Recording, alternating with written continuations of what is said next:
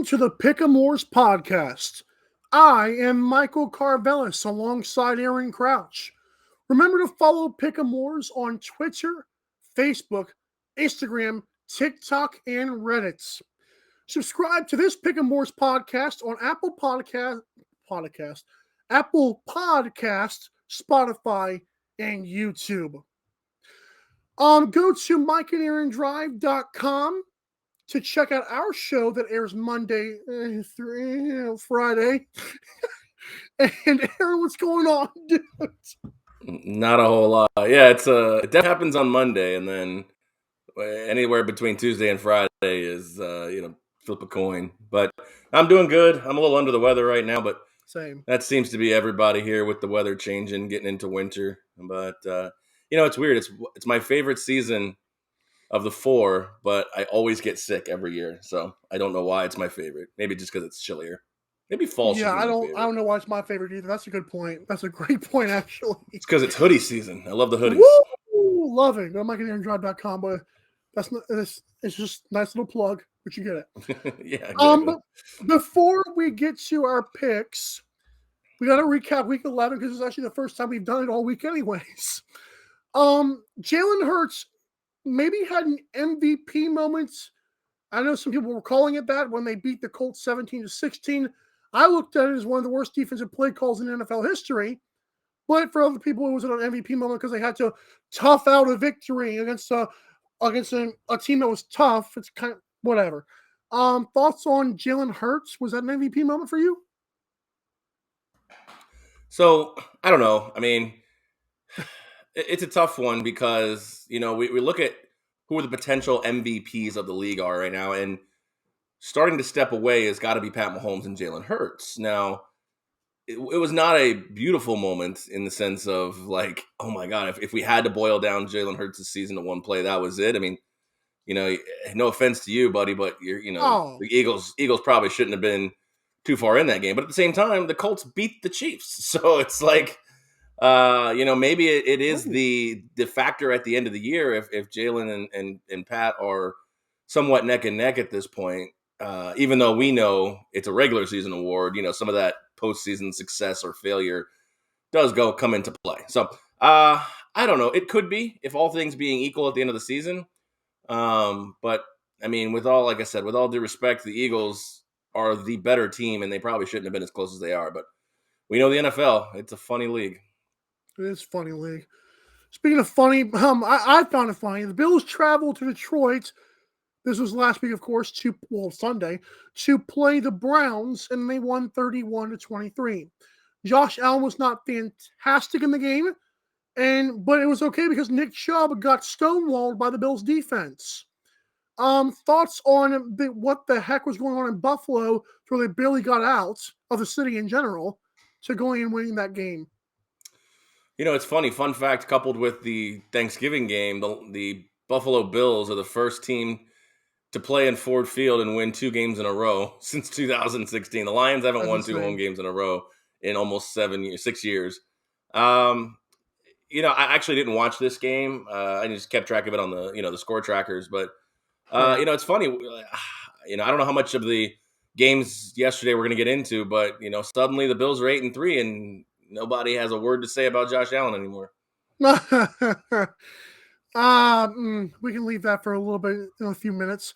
I mean, I don't see anybody barking at it, but we'll see. But the media, you're right. The general hype right now is back to everything's cool. He's fine. Like, give me a break. Patriots beat the Jets on a punt return touchdown, leading to Zach Wilson's post-game debacle because I didn't think he said it with his chest like, oh no, that wasn't me. I think he was just kind of like, he looked like he didn't want to answer the media. Well, apparently when the media starts talking about how brushing aside of it he gets benched from Mike White, which I'm okay with because he's the alternative, but I'm not happy with the way the Jets handled this. It reminds me of Brian Flores with Tua. Yeah, this is quite an interesting dynamic to bench a quarterback who's 5-2. Now, is he fully 100% responsible for this 5-2 record when he's in? No, he doesn't look great, but he's keeping the team afloat. He's not throwing so many interceptions or so many turnovers that are, they're getting squashed by teams. But, 2 weeks ago he beats the Bills, they're on cloud nine, and then, like the game against the Patriots, and suddenly the coach says he needs a reset. Now, I know your philosophy on this, like buying the media hype and how the media can affect teams and the way that teams operate so much. Especially now. I don't know if this is it though. I think there's generally some unrest in the locker room, and ultimately, whichever way it fell, I think this will be the downfall of the Jets this year. Leaving Zach Wilson in against the wishes of the rest of the team will be detrimental to Robert Saleh. Benching Zach Wilson in favor of Mike White, and if it doesn't go well for Mike White, will be detrimental to Robert Saleh. I think ultimately this is the fall of the Jets. Like, thanks for playing, New York. Actually, maybe even both teams. Thanks for playing. You guys can pick up your parting gifts at the door. I think they're done for this year. It's also sad because remember Robert Saleh, not to hype on this too much, but it's funny because you remember he started Joe Flacco in favor of Mike White to start the season. And even then that was crucified, even by us. Right. And now it's like, oh, well, they're also on the third quarterback like the Panthers, who are Tanking. Yeah, I mean, it's like I said, I don't. He's kind of damned if you do, damned if you don't. I mean, if you want to lose this entire locker room, and that's the question. This, Robert Saleh used the word reset. Like, is there a time frame for what this reset is supposed to be? I mean, is it a 1 week thing? That wouldn't seem legitimate. Is it a 1 month thing? Like, I don't know. I mean, we're coming down to the nitty gritty. We're in week 12. There's not. What is there? 6 weeks left? I mean, how long are you going to playoff chase? I know. How long are you going to bench? Zach Wilson, and if Mike White, wins 3 more games, then what are you going to do? What if Mike White, what if they're 9-8 and they're like, I don't think 9-8 is going to get them in the playoffs in the AFC, but what if somehow they find their way in the playoffs? Who are you going to go with? Like, this is all, I think, just spiraling to the end. Like the Jets, I think it's done. I think it's done for the Jets. Love it. Patrick Mahomes owned the Chargers once again on Sunday Night Football. Well, not only owned the Chargers, he owned an AFC West opponent who he was playing on the road, if that makes sense. Not that LA is a great home city for them, but, you get it. Was that in KC or was it in LA? I forgot. No, you're right. It was in LA. I mean, it's tough for the Chargers this year. I mean, saw Herbert do it. He was like guns ablazing after that one touchdown. Like, you realize who this guy is on the other side, right? No, I mean, and it's it's not Justin Herbert's fault, and Justin Herbert played fine. Mahomes and Kelsey just played better. Like, this is one of those things that, like, and you may not like this, but liken it back to the last 20 years. Like, there were a lot of good teams that just never got their their praises because the Patriots were just better than them. They were really good teams that just weren't good enough. And I'm not saying the Chargers are a great team. But, I mean, with what they've had to go through at wide receiver, or lack of at wide receiver, I'd say Justin Herbert's had a pretty solid campaign. Right. But, yeah, it just wasn't enough. It really just wasn't enough, and the Chiefs walk away with another victory. They're 8-2. I mean, we talked about this in the last offseason. Like, that whole division did everything they could to load up against this team, and they still have no shot. It's insane. Jimmy Jesus. I will never say that again, by the way. Tossed 4 touchdowns in a rout to the Colt McCoy-led Cardinals on Monday Night Football. Now, preface my comments by saying this. It is unfair to say Colt McCoy's a scrub because he's been in the league for a while now, and he's probably one of the best backups because last time I checked, that was a thing. Look at Trubisky. But if he's one of the best backups. He's like a Ryan Fitzpatrick. He's a good backup, serviceable backup. But for people to flex Jimmy G on this was just pretty hysterical to me. You beat the Cardinals, who gets owned by everyone in the division. Okay, you'll be okay. Settle down and focus on this week. Yeah, I think what it is that 49ers fans, have to really hype up Jimmy G, because as much as they want to hoot and holler, and of course, now they're off the Trey Lance wagon. As much as they want to hoot and holler, they're just as nervous. They're still unsure what you get week to week with Jimmy G. But I mean, I can't think of the last time Jimmy Garoppolo threw for 4 touchdowns in a game. I really can't. Yeah. So to be fair, that should be celebrated.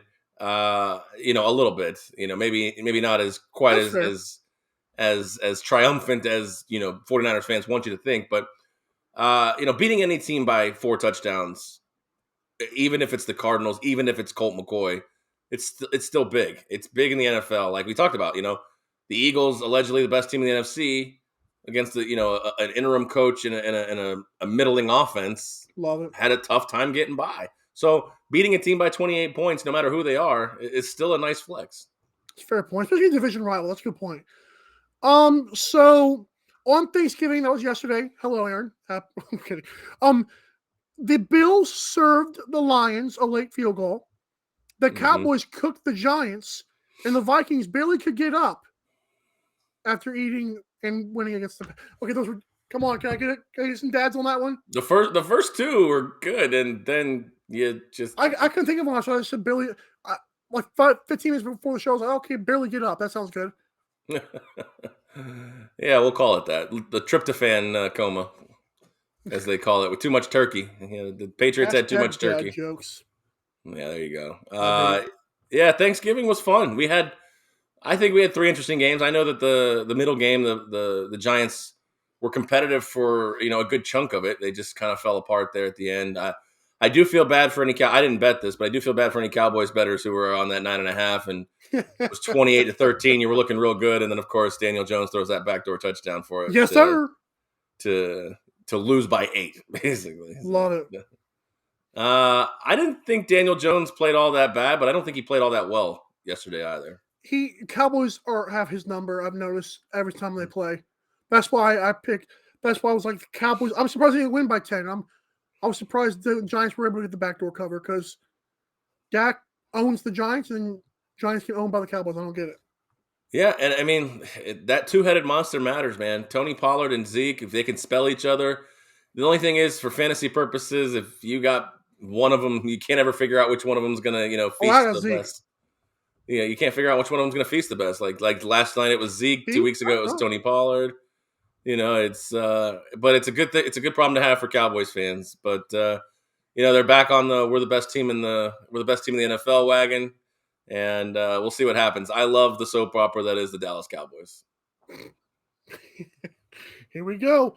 You ready for some pick'em on pick'emwars.com/podcast? Heck yeah, I've already got it up on my phone. I'm ready to go. Me too. Let's pick them. All right. Bucks at Browns. We're going to get to this first part a little quickly here. Bucks at Browns. The Bucks are 3.5-point favorites. For me, I believe that I thought the Buccaneers were going to win by like 4. I have this game as like a low-scoring Nick Chubb versus Leonard Fournette if he plays, or Rashad White out of the backfield kind of game. So I'm going to take the Buccaneers to win by 3.5 here on the road. It's tough. Yeah, this is a tough one. I mean, you're right. It's a tough spot to be in for the Bucks. They're coming off a bye. Everything's good. They beat the Seahawks in Germany. We're slated for some rain here in this game, so it's it kind of favors the slow, methodical ground game. But the thing is, can the Bucks get a running game going after seeing Rashad White? It seems like they've got a nice little two-headed monster of their own with Leonard Fournette. I'm going to lean with you. I'm going to lean here with the Bucks here, but I don't feel great about having to lay that hook. Me neither. I feel like they might win by 3, I'm going to be pissed. I'm okay though, but yeah, I don't know if I would do the shaver because not now. I didn't win enough tokens this past week. We'll get to that too. The Bengals are 1.5-point favorites against the Titans on the road, which I am actually surprised about. As well, the Titans played the last couple weeks, and Bengals, they ran it up on the Steelers. Well, hey, Joe Burrow finally got a good win against the Steelers on the road. Here's your gold star, Joe Burrow. For me, I got the where's it at? Of course. Oh, here it is. I've got the Titans actually as 4-point favorites in this game, so I'm going to go with the Titans on the underdog here. That's an interesting line for you to come up with, considering I'm looking at current lines right now. Cincinnati's a 3-point favorite, so you're literally a touchdown swinging in the other direction. Interesting thought. I kind of liked the Bengals before I saw the line here. They walked into Tennessee last year and beat them in the playoffs. Wow. Nothing against Tennessee. I'm not saying they can't avenge that loss, but Joe Cool. I like the way he played. I don't know what the status of Charles. What's his name? Jamar Chase. Jamar Chase. Thank He you. might play. Yeah. I don't know why I wanted to call him Charles, but I can get the Bengals at 1.5 when they're currently 3. I'm going to take the Bengals right now and lock that in. Fair enough. The Houston Texans, the other Texas team, at the Miami Dolphins, and this one's at 13. I don't know, has that 13 changed?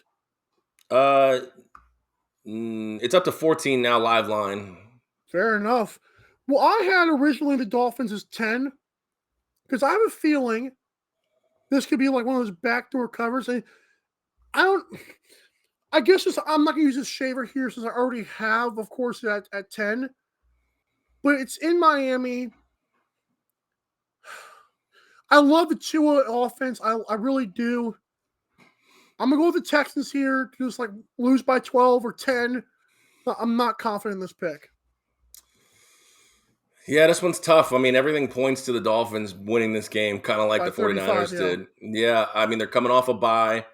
The line's moving up. The Texans are probably the most confirmed in tank mode at this point. They're 1-8-1. And there's possibility, there's rumblings, it hasn't been confirmed yet, that Davis Mills is going to get benched.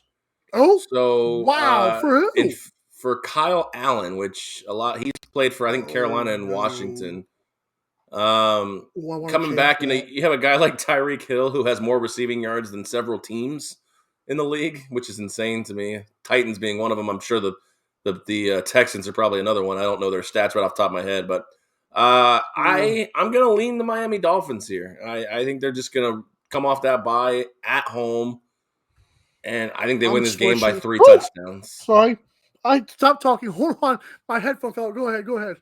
I just said I think they win the game by 3 touchdowns. Yeah, I switched it. I'm not a Kyle Allen fan. He's not one of the good backups you want on your team.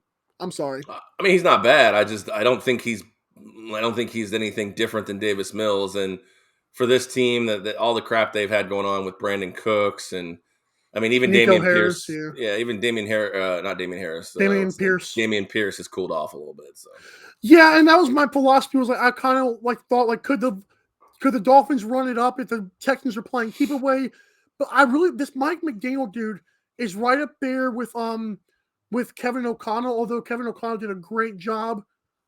Kirk Cousins might be an MVP candidate, possibly, maybe because of Kevin O'Connell. So that's like the reason I give him the nod. But Mike McDaniel's no slouch.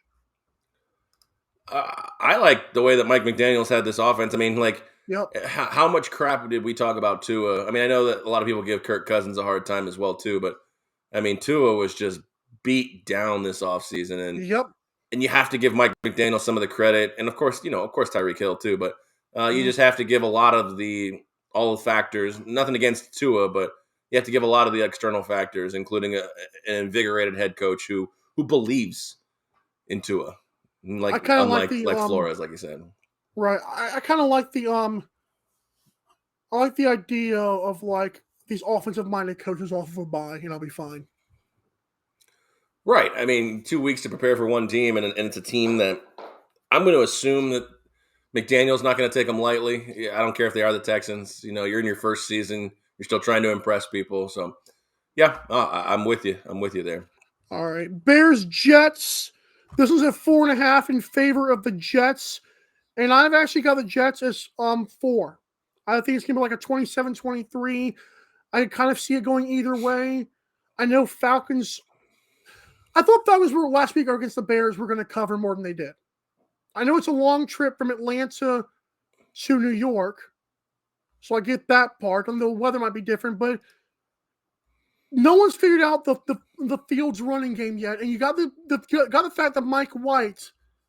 Although I do like Mike White, I like Mike White, but I don't like it that much. I think Bears keep this one a little bit close, even if they do lose. Yeah, I can get down on that one. I kind of like.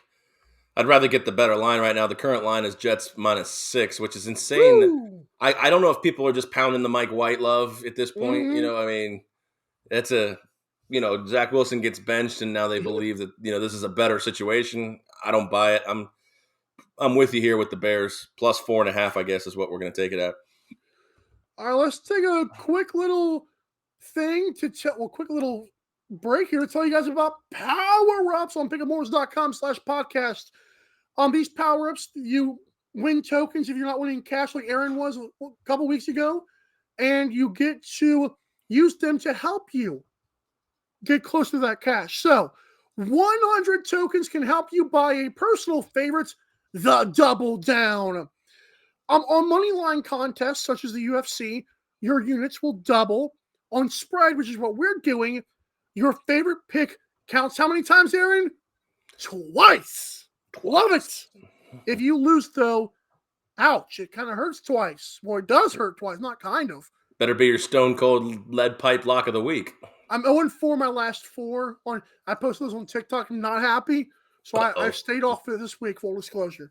Aaron, tell us about the eraser. The eraser, 100 tokens can be used to purchase this eraser from the Pick-A-More's Power Up shop. Only available for spread. Basically, what it means is you look it down at a line and you say, I don't know which way to go, and I really don't want to have to be forced to pick anything. So you use the eraser. But when you erase one game, that means all your other games are now that much more important. So if you're doubling down and an eraser, that could be a very profitable or expensive pick. So use these power-ups wisely, my friends. Love it. 75 tokens can help you buy a personal favorite, the shaver. Mike's got a baby face. Only available for spread. Get your football picks moved 7 points in your favor. We favor the shaver here. Aaron? I do like the shaver myself. It's usually one I try to get. I use my tokens to try to buy one every week. We also have the Pick Boost. It is the most expensive, but it is the best one in the market. It costs $150 versus $100 or $75 for the other ones. But basically, on a money line pick, which is usually like UFC, you basically add a free unit to your total. And on spreads, whatever game you pick, it's automatically a win. Love it.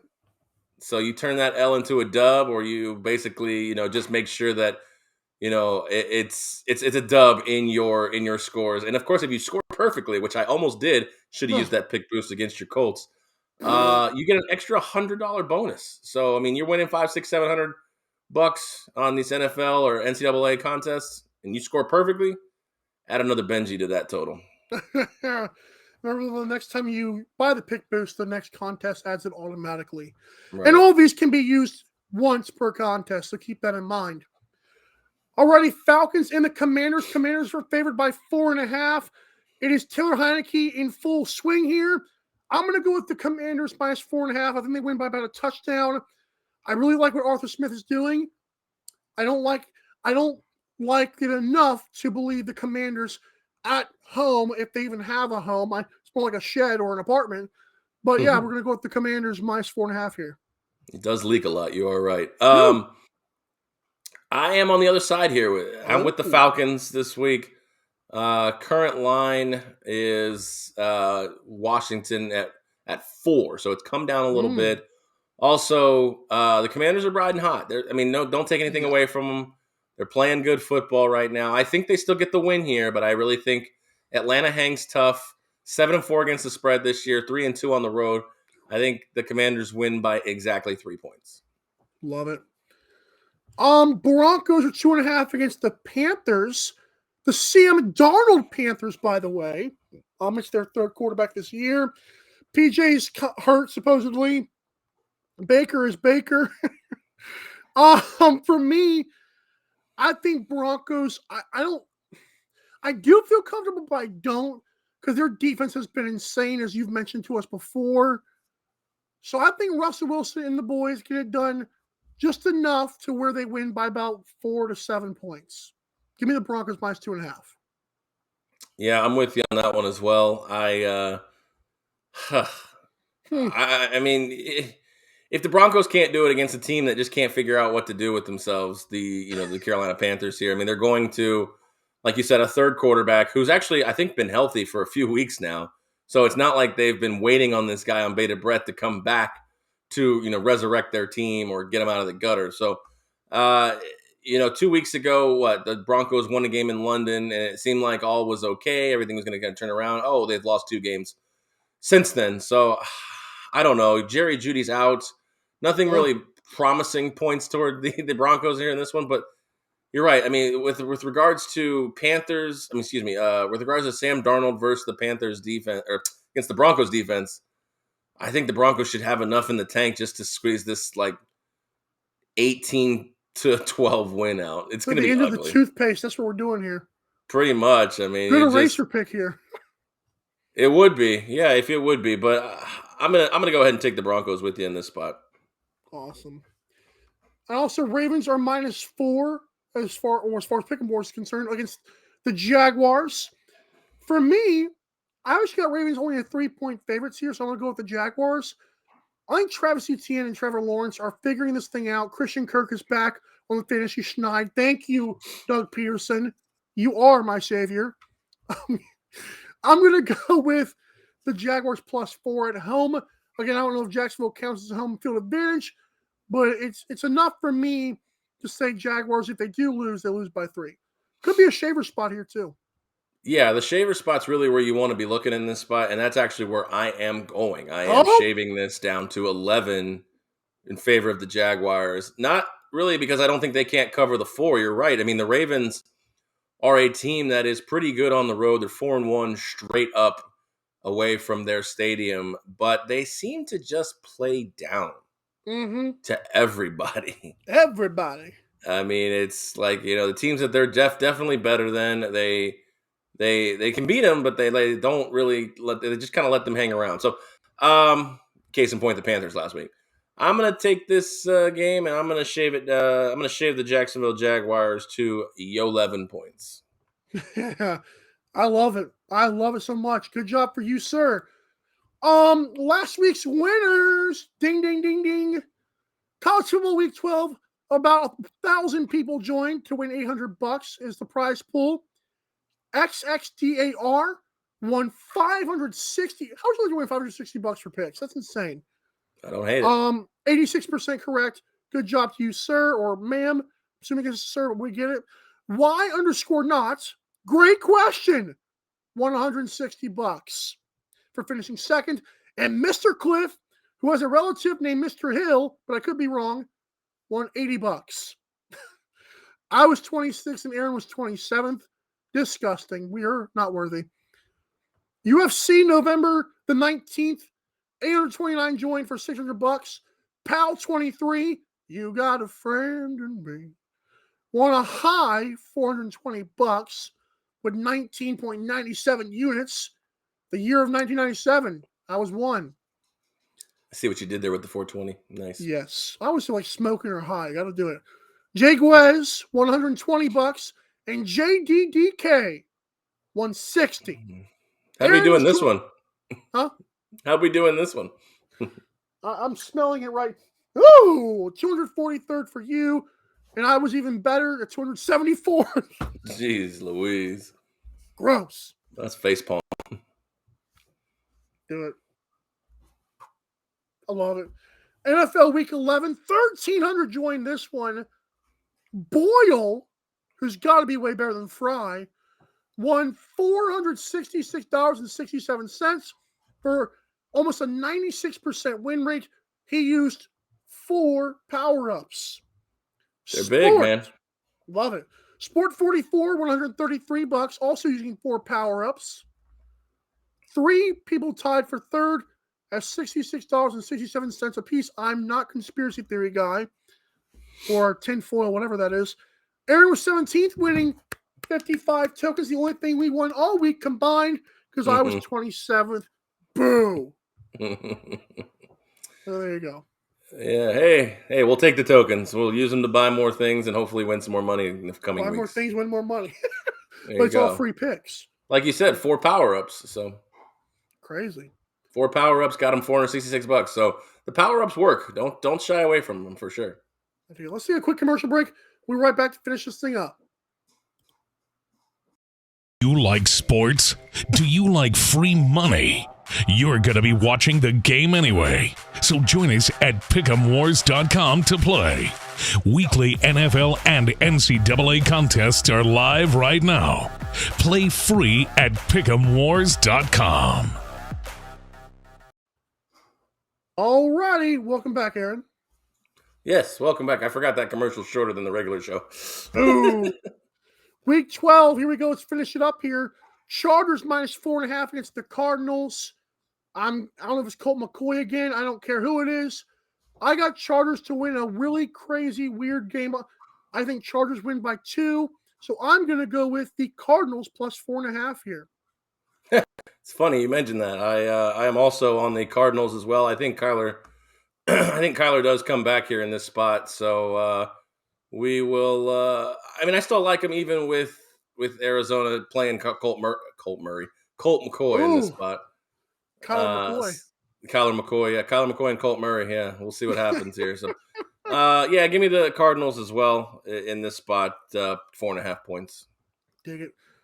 Raiders of the Seahawks. The Raiders are 3.5 point underdogs against Seattle.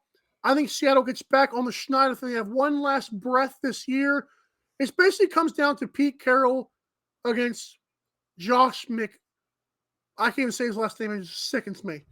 I'm going to go with the Seahawks to win by 3.5. I think they win 24-20. I actually am using a power-up here. Oh, which one? I am using the double down. Woo-hoo-hoo! And I am taking the Seahawks as well. I think the Seahawks get a win by 7 to 10 points at home off the schneid. The Raiders are just a punching bag for everybody that walks in. So, yep, give me the Seattle Seahawks, and the Geno Smith era rolls on. Geno for MVP. One more week. We'll see. Oh, yeah. This one's crazy because I think this line's going down. I don't know if it might have gone down. The Rammies at the Chiefs, 2 of our last defending Super Bowl champions out of the last 3 years.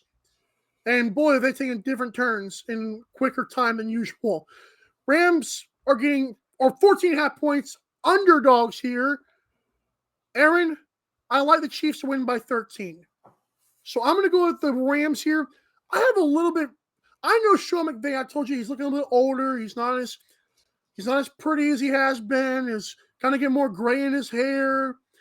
He's hungover. The whole team is hungover. But I think I got enough credit to think they can at least cover a 14 a hook here, right? Well, it's funny that you mentioned that because I want no part of picking this game. Therefore, I am using the eraser function. So, see you later, Chiefs Rams. Although it should be a good one to watch, hopefully. We'll see. I don't want to be picking. Kansas City's up to 16 right now. When's the last time you saw the defending Super Bowl champion and a 16-point underdog? Insane. Is that never? I gotta imagine it's either never or close to never. Love it. Saints and the 49ers. Time to update your team name. It's 2022. I'm so mean to them. So this is 9.5 for San Franny. And I've got Niners actually to cover this one. Too much Andy Dalton, man. Disgusting. Oh, you see Jameis Winston was not happy? Yeah, well, I wouldn't be either. Why is he not starting? Tanking. Must be. How are you feeling on this game? I feel like a lot of America is loving the 49ers, especially after that Monday night game. We saw them. I think San Francisco still gets a win, but I think it's only by about 7 points here. So, New Orleans plus 9.5 for me. I'll take that. There we go. Packers and the Eagles at 7 here. I actually am going to go with the Packers. I know the Eagles are back home. I know this got a gutsy win, but for some reason, I'd like to think I'll say it for the 3rd or 4th week in a row. I'm poking Matt LaFleur. I'm poking him. I'm poking Aaron Rodgers. Wake up. Come on, do something. You see what I mean? Yeah, I have. Yes. What you got? I am on the other side of this one. I think Philadelphia gets back on the schneid, reminds them why they're one of the best teams in the NFL. Drops Green Bay to 4-8. They win by 10 points here. I think it's like a 31-21 kind of game. Submit your pick, sir. I just did. My picks are submitted. Let's hope I can do better than 17th this week. Let's hope I can do better than 4th this week and win some money again. Love it. Absolutely. I'm ready to. I mean, I got that taste when I won that money 2 weeks ago, so now I need to get back on that. Yeah, you kind of spent it all, right? I did. I definitely did. I spent it all spent. Oh. So make sure you guys follow Pick'em Wars on Twitter, Facebook, Instagram, TikTok, and Reddit. So many places to find Pick'em Wars out in the social media landscape. Of course, the podcast with yours truly and Michael Carvelis here. You can subscribe to that on Apple Podcasts, Spotify, and of course YouTube as well. Happy picking them, and we'll see you next week. Have a good one.